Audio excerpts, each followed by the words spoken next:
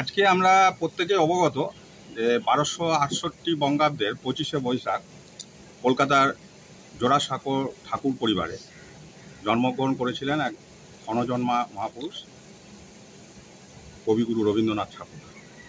আজকে 25শে বৈশাখ তার শুভ জন্মদিনে স্বেচ্ছাসেবী সংস্থা আমার পাঠশালার পক্ষ থেকে বর্ধমানের গোদা তালপুকুরে আমার পাঠশালা প্রাঙ্গণে রবীন্দ্র জয়ন্তী উৎসব পালিত হলো।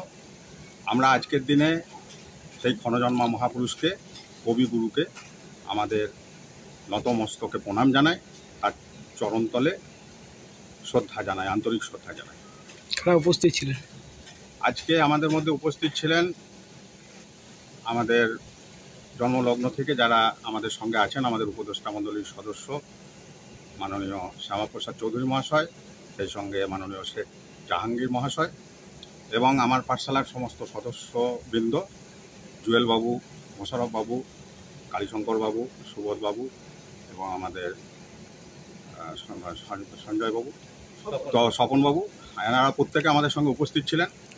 এবং সেই সঙ্গে আমার পাঠশালার সমস্ত বাচ্চারা যারা আমার পাঠশালার পক্ষ থেকে যে কর্মসূচি চলে, বিনামূল্যে পাঠদান কর্মসূচি, আপনারা প্রত্যেকে অবগত আছেন যে আমার পাঠশালার পক্ষ থেকে একটি নতুন বিশেষ কর্মসূচি শুরু হয়েছে রোটারি ক্লাব অফ বর্ধমান সাউথের সহযোগিতায়।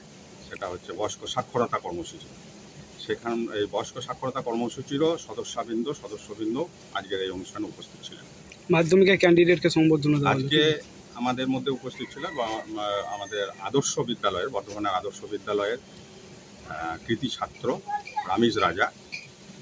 আপনারা অবগত আছেন যে 2025 সালের মাধ্যমিক পরীক্ষায় কৃতিত্বের সঙ্গে 668 নম্বর পেয়ে উত্তীর্ণ হয়েছে এবং অভাবী সংসার থেকে অভাবকে জয় করে সে কৃতিত্ব অর্জন করেছে। আজকে এই বিশেষ দিনে আমার পাঠশালার পক্ষ থেকে আমরা তাকে সম্মাননা প্রদর্শন করলাম।